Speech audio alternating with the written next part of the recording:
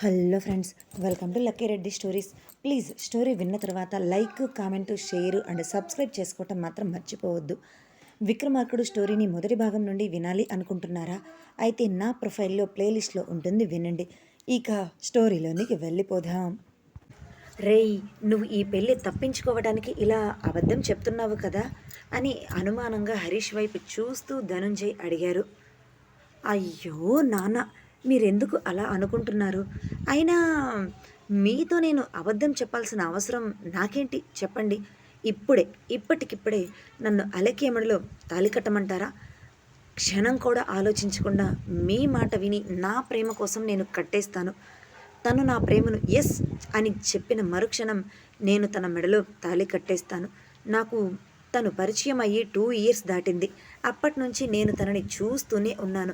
ఫస్ట్‌లో నేను తనని వేరే పని కోసం అప్రోచ్ అయ్యాను. అది వేరే విషయం అనుకోండి.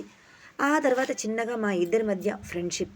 ఆ తర్వాత తెలియకుండానే తను నా మనసులోనికి ఎలా వచ్చేసిందో కూడా నాకే తెలియదు. కానీ నా మనసులో తను చోటు సంపాదించుకుంది. అందుకే మీరు పెళ్లి గురించి అడుగుతుంటే నేను అవును అని చెప్పలేకపోయాను. కానీ మీరేమో ఇంకా హిరణ్యని నా మనసులో ఉంది అనుకొని పెళ్లి చేసుకోవటం లేదు అని ఫిక్స్ అయిపోయారు. కానీ నిజానికి నా మనసులో ఉన్నది హిరణ్య కాదు, అలేఖ్య. తన కోసమే నేను పెళ్లి చేసుకోకుండా ఆగాను అని అన్నాడు. ధరణి, ధనుంజయ్ ఇద్దరూ కూడా అనుమానంగా హరీష్ వైపు చూస్తుంటే, అబ్బా నేను చెప్పేది నిజమమ్మా, నమ్మండి. కావాలి అంటే ఇదిగో మ మన పక్కనే ఉంది కదా అలేఖ్య, ఈ అలేఖ్య మీద ఒట్టు వేసి చెప్తున్నాను అని అలేఖ్య తల మీద చేతిని వేసి మరీ ఒట్టు వేసి తన తల్లిదండ్రి ఇద్దరితో చెప్పాడు హరీష్. అమ్మో, ఈయనేంటి మరి ఇంత రియలిస్టిక్గా యాక్టింగ్ చేస్తున్నాడు? ఈయన చెప్పేది వింటుంటే నేనే నిజమని నమ్మేసేట్లు ఉన్నానే. ఐడియా చెప్పిన నాకే ఎసరు పెట్టేటట్టు ఉన్నారే అని నోరు తెరుచుకొని మరీ హరీష్ వైపు చూస్తూ ఉంది అలేఖ్య. తన కొడుకు అంత స్ట్రాంగ్గా చెప్తూ ఉండటంతో ఒక్క నిమిషం ఆలోచించిన భార్యాభర్తలు ఇద్దరూ కూడా, నువ్వు చెప్పేది నమ్మేటట్టుగానే ఉందిరా, కానీ ఎక్కడో చిన్న అనుమానం అని అంటూ అలేఖ్య వైపు తిరిగి, అలేఖ్య నీ నిర్ణయం ఏంటో చెప్పమ్మా. నా కొడుకు గురించి నీకు తెలుసు, మా గురించి నీకు తెలుసు. ఇక నీ నిర్ణయం ఏంటో చెప్పు. మేమైతే నిన్ను బలవంతం చెయ్యం. ఎందుకంటే ఇది నీ మనసుకి, నీ జీవితానికి సంబంధించిన విషయం కదా. నాకైతే నువ్వు మా ఇంటి కోడలైతే చాలా హ్యాపీగా ఫీల్ అవుతాను అని అన్నది ధరణి. అది ఆంటీ, నాకు ఎలా చెప్పాలో అర్థం కావటం లేదు అని ఇబ్బంది పడుతూ హరీష్ వైపు చూసింది అలేఖ్య. వాడి వైపు చూస్తావేంటమ్మా? నీ మనసులో ఉన్నది చెప్పు. నీకు వాడంటే ఇష్టం ఉంది అంటే మీ పేరెంట్స్తో మాట్లాడి వెంటనే మీ ఇద్దరి పెళ్ళి మేము జరిపించేస్తాం. కాదు కూడదు అని నువ్వు అన్నావే అనుకో, మేమేమీ నిన్ను బలవంతం అయితే చెయ్యం. ఏదైనా నీ ఇష్ట ప్రకారమే జరుగుతుంది అని అన్నారు ధనుంజయ్. అంటే అంకుల్, నాకు హరీష్ గారు అంటే ఇష్టమే.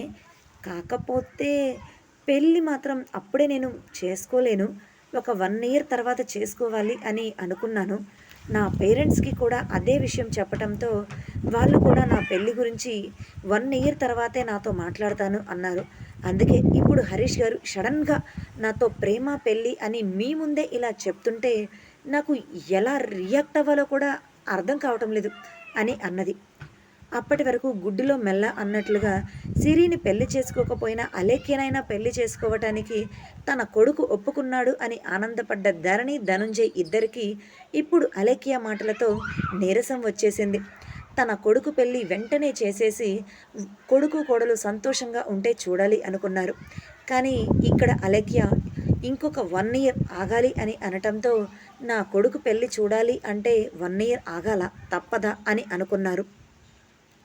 ఇప్పుడు అలేఖ్య చెప్పిన మాటలని అమ్మా నాన్న నమ్ముతారా లేదా అని కళ్ళు చిన్నవి చేసి మరి వాళ్ళ రియాక్షన్ ఏంటి అని వాళ్ళ వైపే చూస్తూ ఉన్నాడు హరీష్. ఇప్పుడు హరీష్ గారు తన పేరెంట్స్తో చెప్పిన అబద్ధం 1 ఇయర్ తర్వాత నిజమైతే ఎంత బాగుంటుంది, అప్పుడు నా ప్రేమ గెలుస్తుంది అని మనసులోనే అనుకుంది అలేఖ్య. ఇప్పుడు పెళ్లి చేసుకోవడానికి నీకు వచ్చిన అభ్యంతరం ఏంటమ్మా? అంటే 1 ఇయర్ తర్వాతైనా మీరే కదా మ్యారేజ్ చేసుకునేది అని ధనుంజయ్ అలేఖ్యను అడిగారు. అది అంకుల్, నేను ఇప్పటి వరకు మీకు ఈ విషయం చెప్పనే లేదు కదా. నాన్నకి కాళ్ళు చేతులు పని చెయ్యవు. ట్రీట్మెంట్ ఇప్పిస్తున్నాం. పరిస్థితి ఎలా ఉంటుంది ఏంటి అనేది డాక్టర్స్ కూడా చెప్పలేము అని అంటున్నారు. అందుకే 1 ఇయర్ తర్వాత నేను మ్యారేజ్ చేసుకోవాలి అనుకుంటున్నాను అని అన్నది అలేఖ్య. ఏంటి? నువ్వు చెప్పేది నిజమా అలేఖ్య? మరి ఇప్పటి వరకు కూడా నీ ఫాదర్‌కి అలా జరిగింది అన్న విషయం మాకు చెప్పనే లేదేంటి? అసలు ఎలా జరిగింది? ఏం జరిగింది? అని అలేఖ్య పక్కకు వచ్చి ఆమె చేతిని పట్టుకొని అడిగింది ధరణి. అది ఆంటీ 2 ఇయర్స్ బ్యాక్ నాన్నకి ఒక యాక్సిడెంట్ జరిగింది. అప్పుడే నాన్నకి కాళ్ళు, చేతులు ప్యారలైజ్ అయిపోయాయి. అప్పటినుంచి మేము ఎంతమంది డాక్టర్స్‌కి చూపిస్తున్నా, ఎన్ని మందులు వాడుతున్నా కూడా ఎటువంటి యూజ్ లేదు. నాన్నలో మాత్రం ఎంతగా మేము ట్రై చేస్తున్నా ఇంప్రూవ్‌మెంట్ కనిపించటం లేదు. ఏం చేయాలో మాకు అర్థం కావటం లేదు. ఇంకొక సంవత్సరం చూసి ఆ తర్వాత నేను పెళ్లి చేసుకోవాలి అనుకుంటున్నాను. నేను కూడా నా ఫాదర్ దగ్గర లేకుండా అత్తవారింటికి వెళ్ళిపోతే అప్పుడు నాన్నకి, అమ్మకి కష్టమైపోతుంది కదా! అని తన తండ్రి మీద ఏదో చాలా ప్రేమ ఉన్నట్లుగానే మాట్లాడింది అలేఖ్య. అయ్యో! అవునా? సరే, సరే. మాకు మీ ఇద్దరి ప్రేమకు ఎటువంటి అభ్యంతరం లేదు. 1 ఇయర్ తర్వాతే మీ ఇష్ట ప్రకారమే పెళ్లి చేసుకుంటాను అని అంటున్నారు కదా! నాకు కూడా ఇందులో ఎటువంటి అబ్జెక్షన్ లేదు. మీ ఇష్ట ప్రకారం సంవత్సరం తర్వాతే పెళ్లి చేసుకుందురు. ముందు మీ నాన్న కోలుకొని అని చెప్పి, సరే హరీష్, నేను యశోదకి ఫోన్ చేసి నీకు ఈ పెళ్లి ఇష్టం లేదు అన్న విషయం చెప్పేస్తాను అని ఫోన్ తీసుకొని తన రూమ్‌లోనికి వెళ్ళిపోయింది ధరణి. ధనుంజయ్ బాధగా అలేఖ్య తల మీద చేతులు వేసి, నీకు ఎంత కష్టమొచ్చిందమ్మా! తండ్రి లేకపోతే ఆడపిల్లకు ఎంత బాధో అని మనసులోనే అనుకుని రూమ్‌లోనికి వెళ్ళిపోయారు. కానీ పైకి మాత్రం అలేఖ్యతో ఆ మాట చెప్పలేదు. ధరణి, ధనుంజయ్ ఇద్దరూ కూడా అక్కడ నుంచి రూమ్‌లోనికి వెళ్ళిపోయిన తర్వాత అప్పుడు గుండెల మీద చేతులు వేసుకొని హరీష్ సోఫాలో కూలబెడితే గట్టిగా గుండెల నిండుగా గాలి పీల్చుకొని వదిలి హమ్మయ్య అని గుండెల మీద చేతులు వేసుకుంది Alekhya. Thank you Alekhya. Thank you so much. నీకు ఎలా థ్యాంక్స్ చెప్పాలో కూడా నాకు అర్థం కావటం లేదు. నువ్వు కరెక్ట్ టైంకి వచ్చి నన్ను ఈ పెళ్లి నుంచి సేవ్ చేశావు. నీకు ఎలా థ్యాంక్స్ చెప్పాలో కూడా నాకు అర్థం కావటం లేదు తెలుసా అని సోఫాలో నుంచి పైకి లేచి ఆమె చేతిని పట్టుకొని తెగ ఊపేస్తూ అన్నాడు. అలేఖ్య చిన్నగా నవ్వుతూ, మీరు నాకు థ్యాంక్స్ చెప్పవలసిన అవసరం లేదు హరీష్ గారు. నిజానికి నాతో పెళ్ళికి మీరు ఒప్పుకున్నందుకు నేనే మీకు థ్యాంక్స్ చెప్పాలి. నా ప్రేమను మీరు యాక్సెప్ట్ చేసినందుకు అని అన్నది అలేఖ్య. నువ్వేం మాట్లాడుతున్నావు అలేఖ్య? నేను నీతో ప్రేమ పెళ్ళికి ఒప్పుకోవటం ఏంటి? ఇప్పుడు మనం చేసింది అంతా నాటకం కదా! మరి నేనేదో నిజంగా నీతో పెళ్ళికి ఒప్పుకున్నట్లే మాట్లాడుతున్నావేంటి? అని అయోమయంగా కళ్ళు చిన్నవి చేసి అడిగారు. అంటే హరీష్ గారు, ఇప్పుడు ఇక్కడ జరిగింది అంతా మీరు నాటకం అనుకుంటున్నారు. కానీ అది నిజమైతే బాగుండు అని నేను అనుకుంటున్నాను. ఇప్పటి వరకు మనసులో ఉన్న ప్రేమ విషయం మీకు నేను చెప్పలేదు. కానీ ఇప్పుడు సందర్భం వచ్చింది కాబట్టి చెప్తున్నాను. ఇప్పటి వరకు మీకు పెళ్లి చూపులు, పెళ్ళి అంటుంటే నేను చెప్పలేకపోయాను. కానీ ఇప్పుడు నా మనసులో ఉన్న మాట మీకు చెప్పాల్సిందే. I love you. I love you so much Harish గారు. నేను మిమ్మల్ని చూసిన ఫస్ట్ టైంలోనే ప్రేమలో పడ్డాను. అంటే అది వన్ సైడ్ లవ్. లవ్ లేదంటే క్రష్ అని మీరు అనుకుంటారు, నాకు తెలియదు. కానీ నేను మిమ్మల్ని ప్రేమించాను. ఆ తర్వాత మీతో ట్రావెల్ చేస్తుంటే మీ మీద ఉన్న ప్రేమ నాకు పెరిగిపోయింది అని తన మనసులో ఉన్న ప్రేమ విషయం హరీష్కి చెప్పింది అలేఖ్య. అయ్యో అలేఖ్య, ఏం మాట్లాడుతున్నావు నువ్వు? నువ్వు నన్ను ప్రేమించటం ఏంటి? నిజంగా నాకు ఇది నమ్మశక్యం కావటం లేదు అని కళ్ళు పెద్దవి చేసి అన్నాడు. మీరు నమ్మినా నమ్మకపోయినా నేను మిమ్మల్ని ప్రేమించాను అన్నది నిజం. ఈ విషయం నేను మీకు ఆ రోజు మా ఇంటికి వచ్చారు కదా న్యూ ఇయర్కి, అప్పుడే చెప్పాలి అనుకున్నాను. కానీ ఆ రోజు మీకు చెప్పే ఛాన్స్ రాలేదు. తర్వాత మీరు మా ఇంటికి వచ్చింది, నాతో ఫ్రెండ్షిప్ చేసింది ఎందుకు అని తెలిసి ఫస్ట్ బాధపడ్డాను. నన్ను ఇలా మీరు యూజ్ చేసుకున్నారా అని. కానీ మీ మీద ఉన్న ప్రేమను మాత్రం చంపుకోలేకపోయాను. అలా అయినా మీరు నాకు దగ్గరయ్యారు అని ఆనందపడ్డాను అని తన మనసులో ఉన్న ప్రేమను క్లియర్గా అతడికి అర్థమయ్యే విధంగా చెప్పటానికి ట్రై చేసింది అలేఖ్య.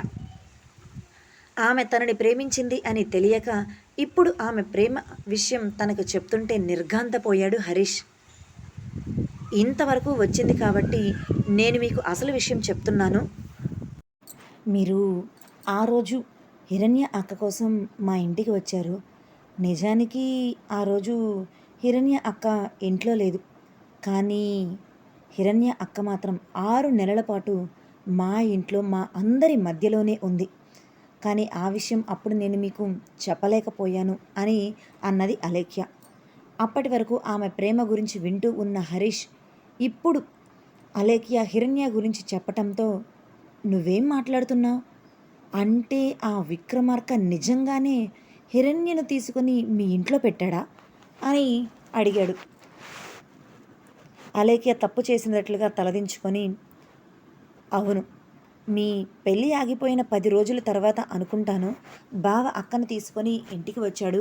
కానీ ఎందుకు తీసుకొని వచ్చాడు అనే విషయం మాకైతే పూర్తిగా తెలియదు. వాళ్ళిద్దరి మధ్య ఉన్న రిలేషన్ ఏంటో కూడా మాకు తెలియదు. కానీ మేం మాత్రం వాళ్ళిద్దరూ ప్రేమించుకున్నారేమో, పెళ్లి చేసుకోవడానికి ఇలా ఇంటికి తీసుకొని వచ్చాడేమో బావ అని అందరం అనుకున్నాం. కానీ తర్వాతే తెలిసింది అక్క జీవితంలో బావ చేసిన అన్యాయం ఏంటి అనేది. మాకు కూడా బావ చేసింది తప్పే అనిపించింది. అక్కని చూసి బాధగా అనిపించింది. ఆ తర్వాత 6 నెలలు అక్క మాతో పాటే ఉంది. మీరు నాకు అక్క గురించి ఏ రోజైతే చెప్పారో అదే రోజు అక్క ఇంటి నుంచి అడుగు బయట పెట్టింది. మీరు అక్క కోసమే ఎదురు చూస్తున్నారు అని నేను అక్కకు విషయం చెప్పాలి అనుకున్నాను. కానీ అప్పటికే అక్క ఇంటి నుంచి బయటకు వెళ్ళిపోయింది. కానీ మాకు మాత్రం ఈ విషయం చాలా లేటుగా తెలిసింది అంటూ హిరణ్య ఆ ఇంటికి వచ్చిన తర్వాత ఆ ఇంటిలో ఏం జరిగింది అనేది, అలానే వాళ్ళతో ఎలా కలిసి ఉంది అని అన్ని విషయాలు కూడా హరీష్కి వివరంగా చెప్పింది అలేఖ్య. ఫస్ట్ హిరణ్య గురించి తనకు చెప్పలేదు అని అలేఖ్య మీద కోపం వచ్చినా ఆ తర్వాత తనే హిరణ్య కోసం అలేఖ్యకు విషయం చెప్పకుండా ఫ్రెండ్షిప్ చేసి ఆ తర్వాత హిరణ్య గురించి చెప్పే సమయానికి అంతా అయిపోవటంతో నేను ఇప్పుడు అలేఖ్య మీద కోప్పడినా కూడా ఎటువంటి యూజ్ లేదు. నేను ముందే హిరణ్య గురించి అలేఖ్యతో మాట్లాడి ఉంటే నాకు హిరణ్య కనిపించేదేమో, కానీ నేనే ఆలస్యం చేశాను. ఇప్పుడు తన మీద కోప్పడి ఎటువంటి యూజ్ లేదు అనుకుని మౌనంగా సోఫాలో కూర్చున్నాడు హరీష్. ఇప్పుడు మీ నిర్ణయం ఏది అయినా సరే నేను యాక్సెప్ట్ చేస్తాను హరీష్ గారు. జరిగింది మాత్రం ఇది. హిరణ్య అక్క కూడా మా ఇంటి నుంచి వెళ్ళిపోయిన తర్వాత ఎక్కడికి వెళ్ళింది, ఎక్కడ ఉంటుంది, ఏం చేస్తుంది, ఏంటి అనేది విషయాలు ఏవి కూడా మాకు తెలియదు. మాకు కాంటాక్ట్లో లేదు. నిజంగా అక్క జీవితంలో ఇలా జరగటం బాధాకరమే, కానీ జరిగిపోయింది అని తలదించుకొని చెప్పింది అలేఖ్య. ఏమీ మాట్లాడకుండా మౌనంగానే ఉన్న హరీష్ని చూసి, ఇక నా ప్రేమ విషయం మీకు చెప్పాను. మీరు ఎస్ చెప్పినా నో చెప్పినా నేను మాత్రం మీ మనసుని యాక్సెప్ట్ చేస్తాను. ఎస్ చెప్తే సంతోషంగా మీతో జీవితాంతం బ్రతుకుతూ, అంటే మీకు తోడుగా నీడగా అండగా నిలుస్తూ మీ భార్యగా బ్రతుకుతాను. కాదు, నువ్వంటే నాకు ఇష్టం లేదు, పెళ్లి చేసుకోను అని చెప్తే జీవితాంతం మిమ్మల్ని నా మనసులోనే ఆరాధిస్తూ బ్రతికేస్తాను. మీరు ఏది చెప్పినా కూడా మీ మీద ఉన్న రెస్పెక్ట్, ప్రేమ మాత్రం నాలో తగ్గదు అని చెప్పి అక్కడి నుంచి వెళ్ళిపోయింది అలేఖ్య. హరీష్కి ఏ నిర్ణయం తీసుకోవాలో అర్థం కాలేదు. తల పట్టేసినట్లుగా అయ్యింది. అలా అంతే తల పట్టుకొని కూర్చున్నాడు. ఇప్పుడు నేను ఏం చేయాలి అన్నట్లుగా. విక్రమార్క చారిని తీసుకుని ముంబై వెళ్ళిన వారం తర్వాత ఇద్దరూ తిరిగి హైదరాబాద్ వచ్చేశారు. నార్మల్గా విక్రమార్క బెంగళూరు వెళ్ళాలి అనుకున్నాడు. కానీ ఇప్పుడు తను ఉన్న సిచ్యువేషన్లో బెంగళూరు వెళ్ళటం కరెక్ట్ కాదు అనుకొని తిరిగి హైదరాబాద్ వచ్చేశారు. కారు డ్రైవ్ చేస్తున్న విక్రమార్క పక్కనే కూర్చున్న చారి భయంతో బిక్కుబిక్కుమంటూ చలి జ్వరం వచ్చిన కోడి పిల్లలా వణికిపోతూనే ఉన్నాడు. అలా చారి వణికిపోవటం చూసిన విక్రమార్క కన్నింగ్గా నవ్వుతూ, ఏంటి చారి అలా వణికిపోతున్నావు? నీ కోరికను నేను తీరిస్తే హ్యాపీగా ఉండాలి, కానీ నువ్వేంటి ఇలా ఉన్నావు? నా కోరిక తీరుస్తారా సార్ అని నా దగ్గర జాబ్లో జాయిన్ అయిన తర్వాత ఫస్ట్లో మాత్రం అడిగావు. మరి ఇప్పుడు ఆ కోరిక తీరిస్తే నువ్వు ఇలా భయపడుతున్నావేంటి? నీ కోరిక నెరవేరితే నువ్వు హ్యాపీగా ఎంజాయ్ చేయటం కూడా నీకు తెలియటం లేదా? ఏంటో చారి, నువ్వు ఇలా ఎంజాయ్ చేయటం తెలియకుండా భయపడిపోతూ ఉండుంటే చాలా కష్టంగా అనిపిస్తుంది నాకు అని కన్నింగ్గా నవ్వుతూ అన్నాడు విక్రమార్క. సార్, నేను ఇప్పుడు ఆఫీస్లో జాయిన్ అయిన కొత్తలో మీ గురించి పూర్తిగా తెలియక అడిగిన కోరికలలో మొదటి కోరిక ఇది. అప్పుడు మీ గురించి తెలిసి ఉంటే నేను ఇదిగో ఇలా మీ ముందు నా కోరిక చిట్టా అస్సలు విప్పేవాడినే కాదేమో సార్. అయినా మీరు నా కోరిక తీరుస్తాను అని అన్నప్పుడు కూడా నేను ఆలోచించాల్సింది మట్టి బుర్ర. కోరిక తీరుతుంది అనుకున్నాను, కానీ తర్వాత జరిగేవి మాత్రం ఆలోచించలేకపోయాను. ఎప్పుడూ లేని విధంగా ఇప్పుడు విక్రమార్క గారు ఇలా నా కోరిక తీరుస్తున్నారు ఏంటా అని ఒక్క క్షణం కూడా ఆలోచించలేకపోయాను. పిచ్చివాడిని, మీరు రమ్మన్న వెంటనే కుక్క తోక ఊపుకుంటూ వచ్చినట్లుగా మీ వెనకే వచ్చాను చూడండి. నిజంగా నాకు బుద్ధి లేదు. ఇంకొకసారి ఎప్పుడు కూడా మీరు నా కోరిక తీరుస్తాను అంటే నేను మీతో పాటు రానే రాను సార్ అని 2 చేతులు ఎత్తి దండం పెడుతూ అన్నాడు చారి. అయ్యయ్యో, అలా అంటావేంటి చారీ? నేను నీ కోరికలు తీర్చాలి అని ఫిక్స్ అయిపోయినాను కదా. ఇంకా నీకు ఉన్నది 2 కోరికలే కదా. అవి కూడా త్వరలోనే తీర్చేస్తాను. ముచ్చటగా 3 కోరికలు తీరితేనే కదా నువ్వు హ్యాపీగా ఉంటావు అని వంకరగా నవ్వుతూ అన్నాడు విక్రమార్క. వద్దు సార్, వద్దు వద్దు బాబోయ్ వద్దు. మీరు నా కోరిక తీరిస్తే ఎలా ఉంటుందో ఇప్పుడు చూశాను. అందులో ఒక కోరిక తీరితేనే నాకు చుక్కలు, ఆకాశంలో ఉన్న చుక్కలు అన్నీ నా కళ్ళ ముందే కనిపించాయి. ఇక మిగిలిన 2 కోరికల సంగతి దేవుడెరుగురా బాబోయ్. నాకు జీవితంలో కోరిక అనేది కోరుకోవాలి అంటేనే భయం కలిగే విధంగా చేసేశారు కదా సార్. అసలు ఏదైనా కోరిక కోరుకోవాలి అన్న ఆశ కూడా మీరు చంపేశారు. అమ్మ బాబోయ్, మీతో చాలా కష్టం సార్ అని భయంగా విక్రమార్క వైపు చూస్తూ అన్నాడు చారి. విక్రమార్క గట్టిగా నవ్వుతూ, నువ్వు వద్దు అన్న మిగిలిన నీ 2 కోరికలు నేను తీర్చాలి అని ఫిక్స్ అయిపోయాను చారి. కాబట్టి త్వరలోనే నీ 2 కోరికలు కూడా నేను తీర్చేస్తాను, రెడీగా ఉండు అని కళ్ళు చిన్నవి చేసి చారి వైపు చూస్తూ అన్నాడు విక్రమార్క. విక్రమార్క అన్న మాటలు ఏవీ కూడా చారి చెవులకు చేరటం లేదు. విక్రమార్క నవ్వు మాత్రమే చేరుతుంది. ఎందుకంటే విక్రమార్క అంత గట్టిగా నవ్వటం చారి ఇదే ఫస్ట్ టైం చూస్తున్నాడు. ఇంతకుముందు 2-3 సార్లు చిన్నగా జస్ట్ పెదవులు అలా సాగదీస్తే చూశాడు.